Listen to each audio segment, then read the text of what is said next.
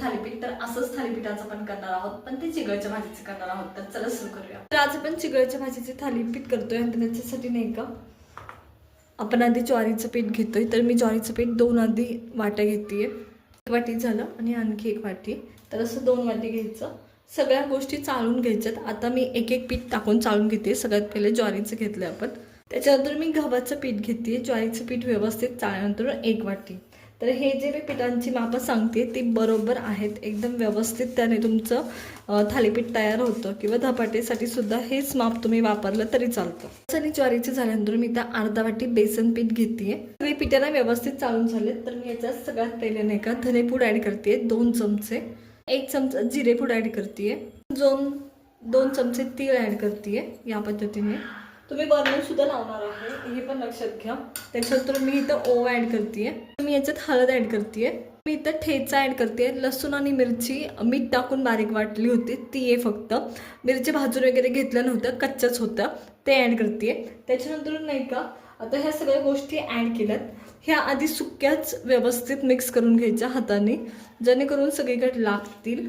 हे मीठ सुद्धा मी चवीनुसार आत्ताच ॲड करायचे.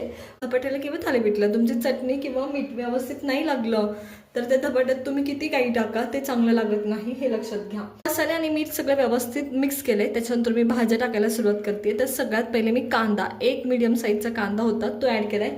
चिगळ्याच्या भाजीची तुम्ही जेव्हा थालीपीठ करत असता तेव्हा कांदा टाकणं खूप मस्त आहे. भाजीला सुद्धा चिगळ्याचा कांदा टाकला जातो.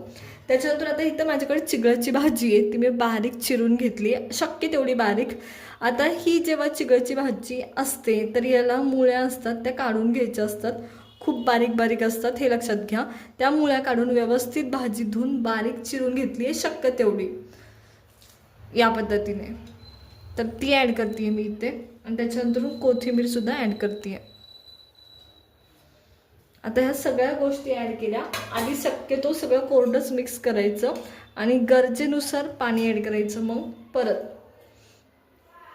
कोरडं मिक्स करा. तुमच्या भाजीला आणि कोथिंबीरला थोडंफार पाणी असतं, त्यानुसार ते ॲडजस्ट करायचे तुम्हाला, हे लक्षात घ्या. आणि मीठ आणि मिरची बरोबर टाकायची व्यवस्थित, तुम्हाला हवी तेवढी तुमच्या चवीनुसार गरजेनुसार, तरच ते थालीपीठ खूप सुंदर लागतात. तर इथं मी हे कोरडं आधी मिक्स करून घेतले. आता थोडं थोडं पाणी ॲड करायचं आणि हे मळून घ्यायचं.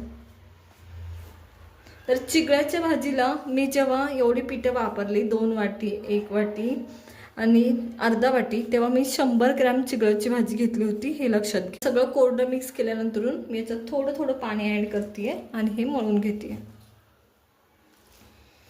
याच्यातली एखादी गोष्ट तुमच्या गरजेनुसार तुम्ही कमी जास्त करू शकता, भाजीचं प्रमाण सुद्धा वाढवू शकता.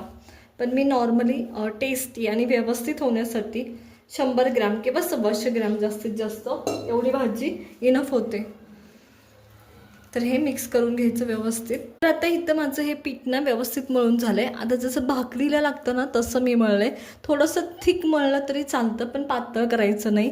तुम्हाला व्यवस्थित थालीपीठ थापटता येणार नाहीत, हे लक्षात घ्या. दुसरी गोष्ट, तुम्हाला ॲडजस्ट करता येतं थोडंसं थिक तिंबलं तरी. तर इथं मी हे भाकरीसारखं मळून घेतलंय व्यवस्थित. तर चला आता धपाटी थालीपीठ करायला सुरुवात करूया.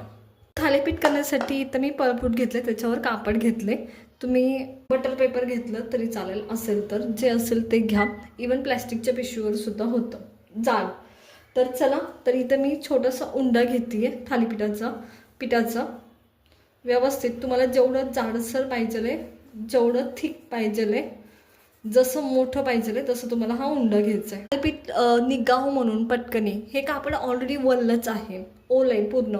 त्याच्यानंतर मी याच्यावर थोडंसं तेल लावते, जेणेकरून हे थालीपीठ निघलं पाहिजे लगेच याच्यासाठी. आणि हे व्यवस्थित थापटून घ्यायचं आहे.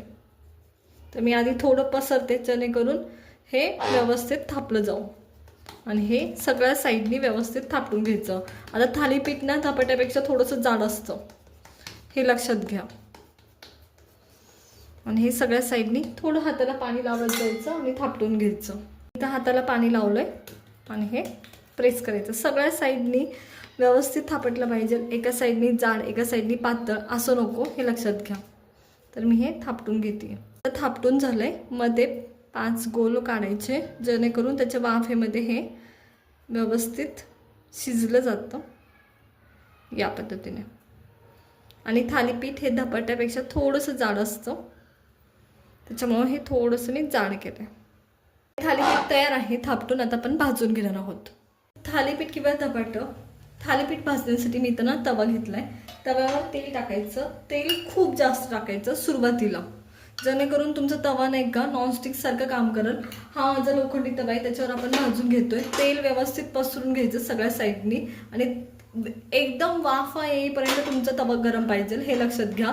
त्या टायमालाच तुमचं थालीपीठ, डोसे वगैरे व्यवस्थित निघतात, नाहीतर नाही निघत, ते चिटकून बसतात, हे लक्षात घ्या. वाफा आल्या पाहिजे तुमच्या तेलातनं, मग आपण धपाटं थालीपीठ याच्यावर ॲड करणार आहोत. एका तेल व्यवस्थित गरम झालंय आणि वाफा यायला सुरुवात झाली आहे, त्या टायमाला मी धपाटा ॲड करते, थालीपीठ ॲड करते. या पद्धतीने काळजी घ्यायची, सुरुवातीला अंगावर येण्याची शक्यता असते.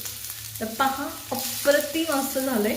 वरतून तेल ॲड करायचं लगेच चमच्याने, जेणेकरून सगळीकडं व्यवस्थित ते लागेल. आणि गॅस आता सुरुवातीला मोठं होतं, पण आता मात्र बारीक करायचं आहे, जेणेकरून तुमचं धपाटं व्यवस्थित सगळ्या साईडनी भाजलं पाहिजे. मी बरोबर मध्ये टाकलंय तव्याच्या, त्याच्यामुळे ते लगेच भाजणार आहे. आता एक लक्षात घ्या, नॉर्मली धपाटी वगैरे ना वाफवून काढली जात नाहीत, ती ना व्यवस्थित अशीच वाफली जातात. पण तुम्हाला जर वाफवायचं असेल तर याच्यावर एखादी प्लेट ठेवा, त्याने व्यवस्थित वाफलं जातं. आमच्याकडे काय पद्धत आहे, एक धपाट झालं की त्याच्यावर एक थालीपीठ झालं की त्याच्यावर दुसरं थालीपीठ ठेवायचं आणि खालचं थालीपीठ वाफवून घ्यायचं, त्याने पण व्यवस्थित वाफलं जातं. तर हे आता आपण सुरुवातीचंच थालीपीठ करतोय. व्यवस्थित आता हे भाजल्यासारखं वाटतंय, तर मी हे पलटून घेते. तर पहा, अप्रतिम, खूप सुरेख, खूप खूप सुरेख झालंय. येतोय पूर्ण एकदम व्यवस्थित, सगळ्या मसाल्यांचा वास येतो याला.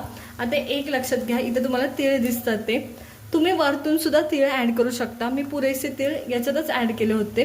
वरतून सुद्धा थापटून झाल्यावर तुम्ही थोडेसे तीळ ॲड करू शकता.